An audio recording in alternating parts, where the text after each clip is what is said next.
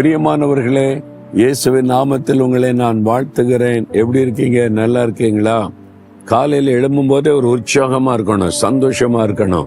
இயேசு கூட இருக்கிறாங்கல்ல, பிறகு எதுக்கு நீங்க கவலைப்படணும்? இல்ல, இந்த மாதிரி வரிசையா பிரச்சனையா வருது, இது மாதிரி போராட்டமா வருது, இன்னைக்கு அது என்ன பண்றது, இந்த காரியத்தை எப்படி சமாளிக்க போறேன் அப்படிலாம் ஒரு யோசனை வருது. அப்படி கலங்கிட்டு இருக்கீங்களா? ஒன்னும் பயப்படாதங்க. ஆண்டவர் என்ன சொல்றார் தெரியுமா? ஏசாயா 43:2 நீ தண்ணீர்களை கடக்கும் பொழுது நான் உன்னோடு இருப்பேன். என் மகனே, என் மகளே, நீ தண்ணீர்களை கடக்கும் போது நான் உன்னோடு இருப்பேன். இது எதை ஞாபகப்படுத்த தெரியுமா? இஸ்ரவேல் மக்கள் செங்கடல் கரையில பாளையம் இறங்கினாங்க.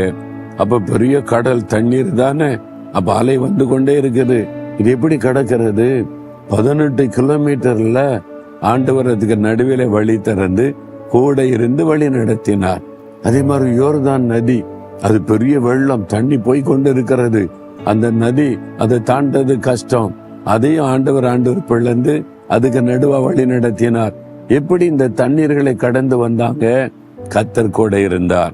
அவர் கூட இருந்தா கடலையும் கடக்கலாம், நீங்க ஆற்றையும் கடக்கலாம், வெள்ளத்தையும் கடக்கலாம். பயப்படாதங்க. கடல் போல பிரச்சனை அலையா வருதா?